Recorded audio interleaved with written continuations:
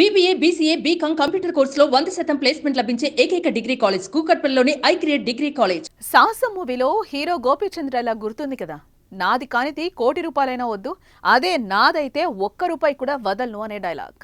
ఇక్కడ పారిశుద్ధ్య కార్మికులకు ఆ డైలాగ్ బాగా సెట్ అవుతుంది. 5 లక్షల విలువైన డైమండ్ నెక్లెస్ దొరికినా వద్దనుకుని నిజాయితీని చాటుకున్నారు.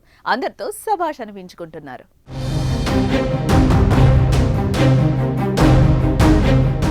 రోడ్డు మీద రూపాయి కనిపిస్తే ఎవరూ చూడకపోతే జోబులో వేసుకొని చక్కా వెళ్లిపోయే కాలం ఇది.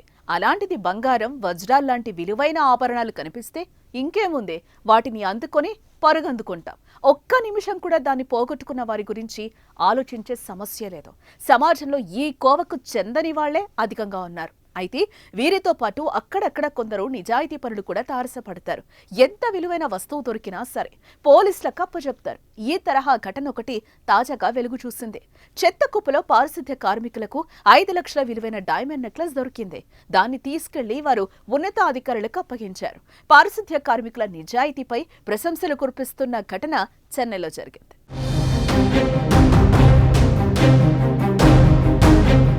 స్థానికంగా ఉంటున్న దేవరాజ్ అనే వ్యక్తి తన కూతురు పెళ్లి కోసం 5 లక్షల విలువైన డైమండ్ నెక్లెస్ చేయించారు. అయితే చెత్తను పారవేసే క్రమంలో మర్చిపోయి తన చేతిలో ఉన్న డైమండ్ నెక్లెస్ ను చెత్త డబ్బాలోకి విసిరివేశారు. ఆ విషయాన్ని ఆలస్యంగా గ్రహించిన కుటుంబ సభ్యులు వెంటనే దాని గురించి చెన్నై కార్పొరేషన్ ని సంప్రదించారు. వెంటనే స్పందించిన కార్పొరేషన్ అధికారులు కొందరు పారిశుద్ధ్య కార్మికులు డంపింగ్ యార్డ్ కు తీసుకెళ్లి అన్ని చెత్త డబ్బాలను వెతికించారు. చివరకు ఓ చెత్త కుప్పలో డైమండ్ నెక్లెస్ లభ్యమైంది. చెన్నై కార్పొరేషన్ అధికారులు దాన్ని యజమానికి ఇవ్వడంతో ఆయన ఆనందం వ్యక్తం చేశారు. తమ సమస్యపై వెంటనే చర్యలు తీసుకుని విలువైన నెక్లెస్ ను వెతికిచ్చిన పారిశుద్ధ్య కార్మికులకు, అధికారులకు కృతజ్ఞతలు తెలిపారు. కొందరు మాత్రం దొరికింది కాబట్టి సంతోషం, అదే పొయ్యుంటే ఇంత నిర్లక్ష్యం పనికిరాదు అంటూ కామెంట్స్ చేస్తున్నారు.